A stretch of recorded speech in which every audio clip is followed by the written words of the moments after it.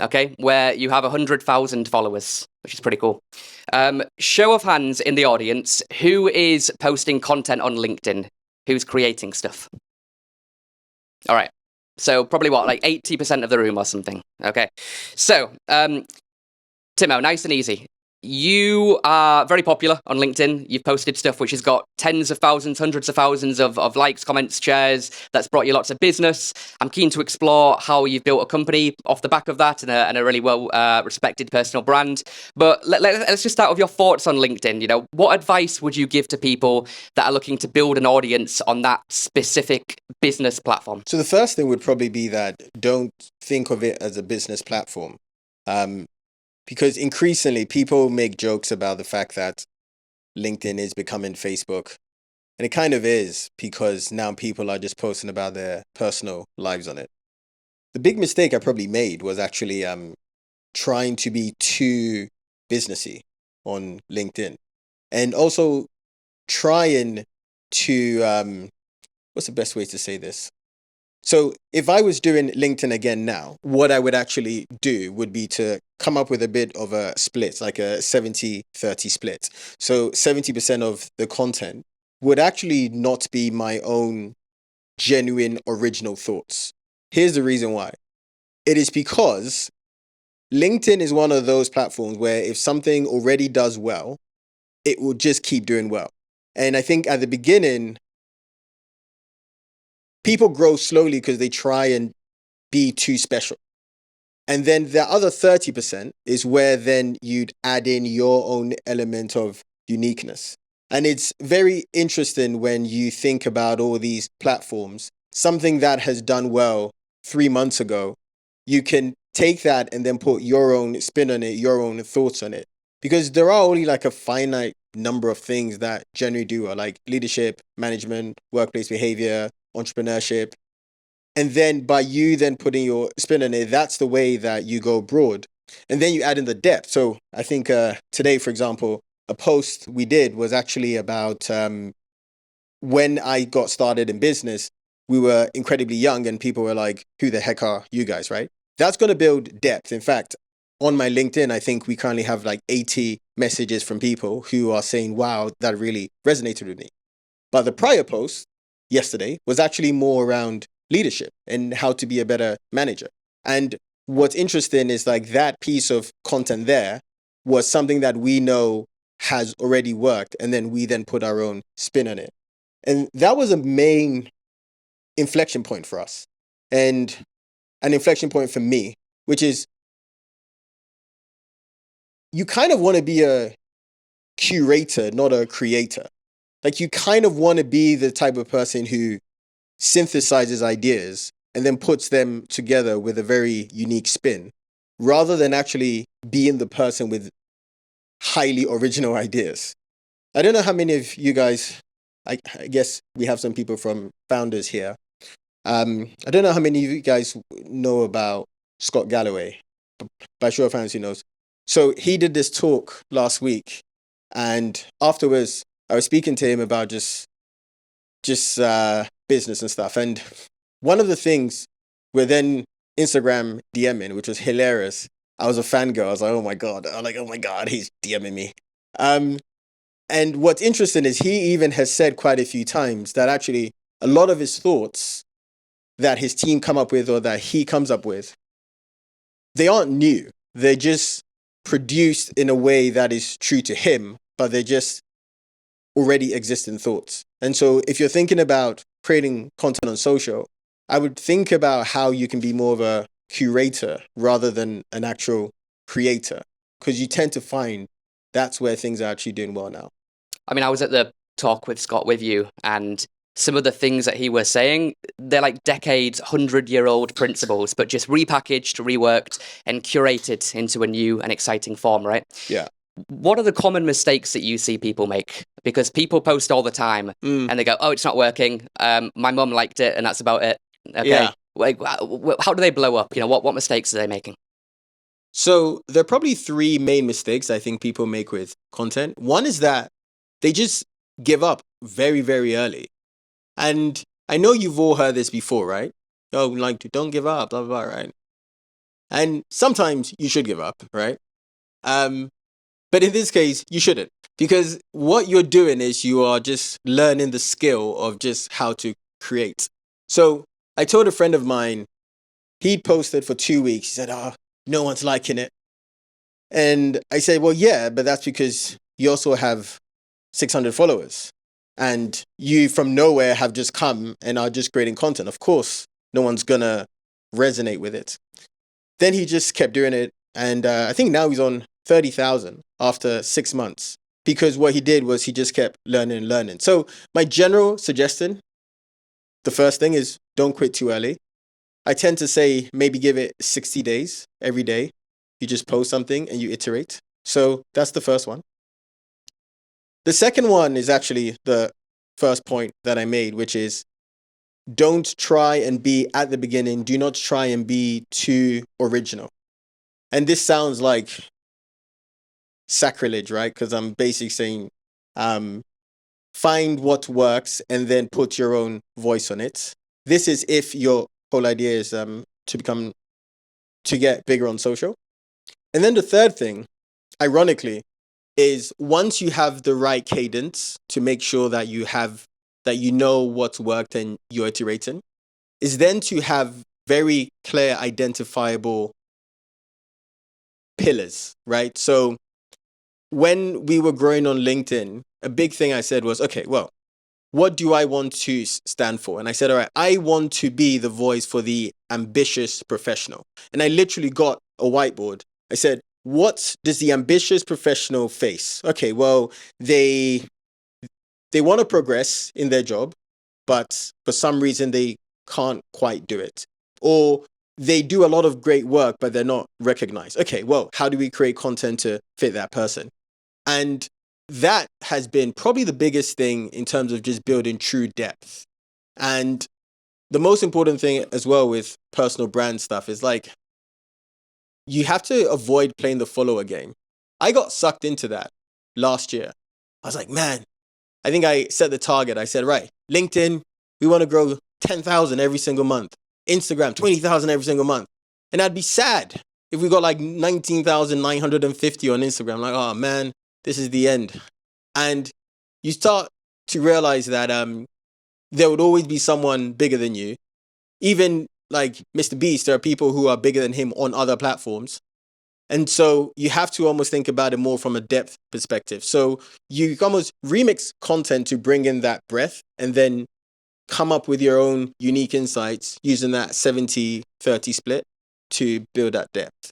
And I've seen this happen over and over and over and over again, right? It's almost, whereas what people almost go is the other way. They go straight from the jump. I'm going to come up with stuff that is only unique to me. And the problem is, it's almost like shouting in an empty room. But what you do is you find existing and remix content to bring the people into the room, and then you start talking about yourself, which is the best order to do it. A lot of people in this audience, they are super stretched and super busy, right? And they realistically don't have a lot of time to be doing this stuff. So look, you've built your own team to kind of run and work with you on your socials. Let's say, hypothetically, right, you got cancelled and you lost everything, all your followers, you're back to square one, back to zero. I'm pretty sure you could get back to millions pretty quickly because it's about what you know and you've got the systems in place. Talk to me a little bit about the team for the people here that want to go on that journey, but they want to hire and build out a proper function to make it happen. Not just somebody in marketing that's working for them, but a proper dedicated unit. How would you hire? What would you hire for? What are you going? What's the plan? So for people here, I'm keen to know how many of you feel like the constraint to building a personal brand is not having the time to do it, just by show of hands? Okay, interesting. And for those who didn't raise their hands, like what else is the constraint? Is it, I guess, the kind of limiting beliefs or something? Like, do people care about what you're going to say? Yeah, imposter syndrome, right? Right, yeah. That, by the way, is a whole different thing. Specifically because, okay, so I know that you asked about the team, but I'll actually talk a bit about this mindset thing, right? because I've been with a bunch of creators, and what I find very weird is every single person has that crippling thing of, oh my God, I don't know if this piece of content is going to do well. Why on earth are they actually following me? One of them is a famous YouTuber who constantly gets millions of views on his YouTube. And I remember I was with him and he was going to post the next day. And he said, oh man, I hope this passes 100,000. And I was like, look at your last 30 videos. Every single one has done 2 million views. Why are you even thinking about this, right? But to him, he still has that sense of, is this going to do well? Are people actively going to care? So I just say that point because I think for so many of us, we think the feeling of, is our work good enough, is unique to us. But that will be something that you will constantly feel until, Lord knows, like it never actually stops. The other thing that you can always do also is you can tell yourself that at any point you can just stop. That was actually something, because during Fanbytes, I was kind of building up my personal brand a bit, but not super urgently. And I do remember thinking, okay, wow, I now have to start posting on Instagram. I now have to start posting on LinkedIn. And I did feel like, what happens if someone says, all right, what credibility do you have? I thought, well, A, I can just delete the comment, right? You can go. But then the second thing is I can also just stop. And if I stop creating content, no one else's life is going to be changed. It's just going to keep going on, because here's a scary truth. Like, you are not that important to anybody else's life, right? Even to your parents' life. That's deep, isn't it? But when you internalize that you're actually not that important to the stranger on LinkedIn or Instagram or TikTok or whatever, then you realize that you should really lower the barrier. But in terms of team, so if I was to start again from scratch,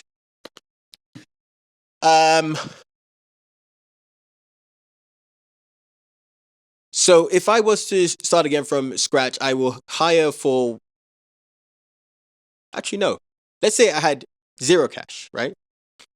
Maybe a bit of cash, maybe like $2,000 in cash, right? I would go on Upwork and I would basically identify, say, 10 to 15 creators who I like their content. And I would go on Upwork and I would hire someone to basically say, hey, in the last 18 months, I want you to find the top 25 best posts from every single one of these creators. And then once I have that, what I would then do is I would spend a weekend looking at their best performing content, understand why it works, and then I would then see, how can I put my own spin on it? Because as I've always said, I think 6 years ago, you really wanted to be like a social media creator. But as I said earlier, it's now just in the curation business. You can even see it in podcasts, right? Like the same people go on the same podcast. The same people talk about the same things. But it's just delivered in a slightly different way. So that would be what I would do. Now, let's say that I had a bit more money. I would hire for a researcher. And the role of that researcher will basically be to do the thing that I've just said, but then they also are then writing it. And then the next role I would hire for would be a script writer, because I cannot tell you the difference that a very good script, and by script doesn't just mean a video script. It can mean also your LinkedIn stuff, right?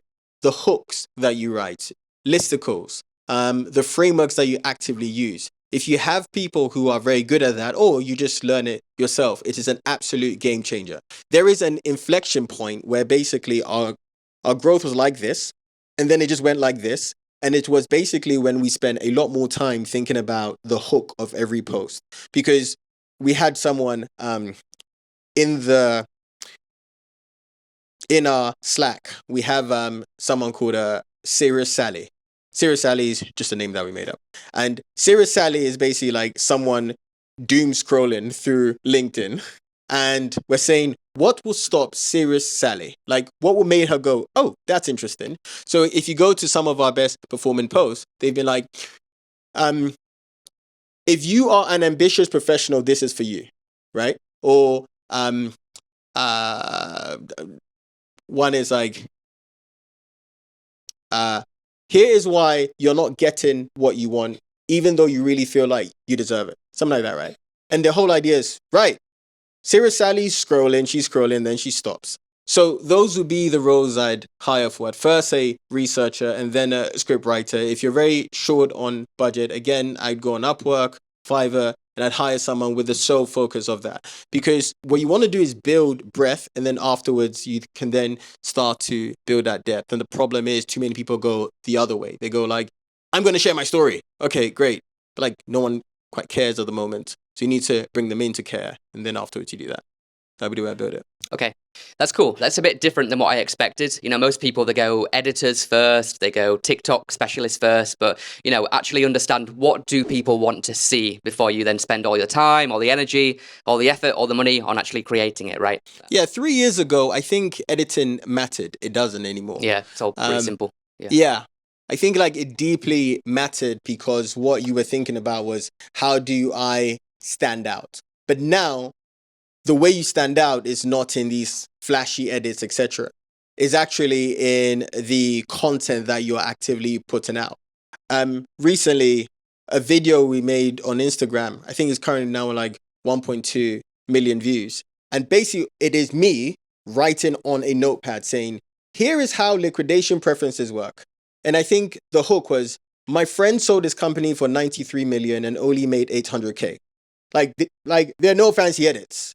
But you see that, you go, whoa, what just happened? How did a man sell his company for 93 million, right? Because actually, we saw that the type of content people were interested in was the behind the scenes of the startup world. And so we said, right, now I'm going to put my spin on it, which is, I know a guy who did this. And rather than being like, here's how my friend sold his company, and then edit, here, oh my God. It's like, well, no, this is how it works on a notepad. And people absolutely love this. So that comes by thinking about the research, not by having incredibly fancy edits. Let's talk a little bit about like why we're doing this, right? Because you can build an amazing community, an amazing audience, but ultimately we're all builders, we're all entrepreneurs. We want to make money from this, right? We're not just doing it for the fun of it. So monetizing an audience, you've been able to do this really well. You've got an amazing book deal coming out. You get paid a lot to do speaking events. You have got brand collaborations. Tell me a little bit about like how to monetize the audience. You followed the advice. You've got a big community now. How do you make cash from this? So how many of you guys want to like make cash directly from your audience? That's interesting.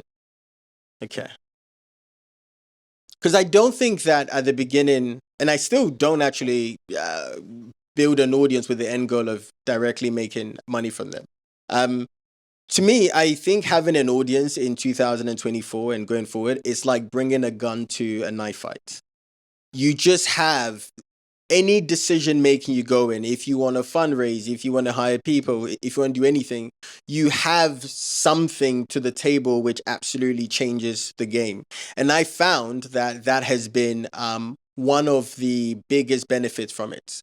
And so when I think about building an audience, I'd almost think about it in two ways. The first way would be, well, how does this give me a competitive edge for the foreseeable future? And the foreseeable future is like 5, 10, 15, 20 years, right? Because even though it seems like everyone now is creating content, we are so early, it's so scary, right? We're in a position now where just people still haven't quite caught on. And so if you feel like you are behind, you are not behind. I can categorically say this, you are not behind.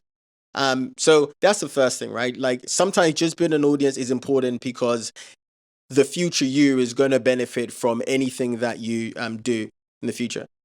Now, in terms of the second part, how to monetize. So it's funny, right? Because beforehand, I run an influencer business and we basically help influencers monetize through brand collaborations.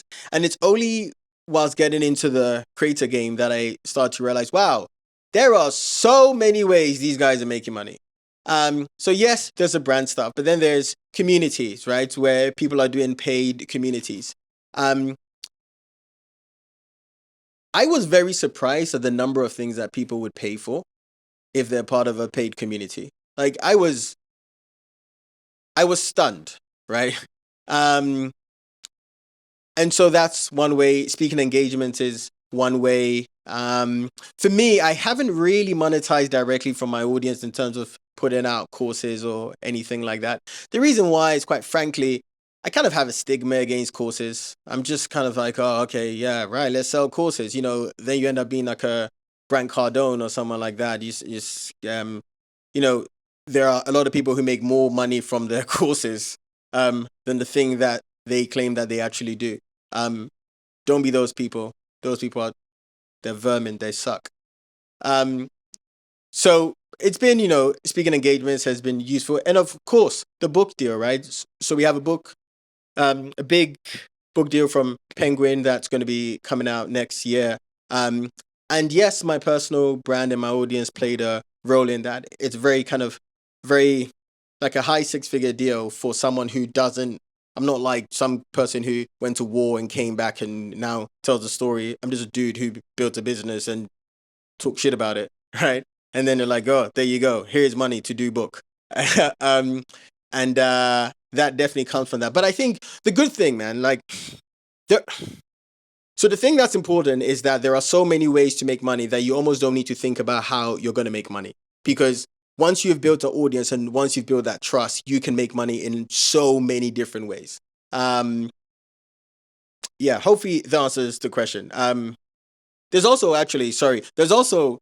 I'll tell this story very quickly. So one of the things I've been involved in is actually, is this completely being recorded? It is, right? Yeah, man, it's everywhere. Yeah, it's everywhere. Yeah. One of the things I've been involved in is what I call like alternative investing. It is investing in avocados, in lithium mines, and a whole range of random things. That came from my personal brand. That came because people saw the credibility that I brought to business, that I brought to topics, and they thought, right, this person knows what he's talking about. Let's involve him in this. Now, if at the beginning of personal brand, I thought, do you know what? Hey, I'm doing this so that I can then get involved in the avocado business. Absolutely no way. But the whole idea of it is that it increases. There's someone who has a very good phrase, which is that it increases your surface area of luck. And I find that to be a very good way to think about building a personal brand. You kind of have to just like be in the game and people randomly know you for this, blah, blah, blah. And then they go, oh, right, this person can be good in this.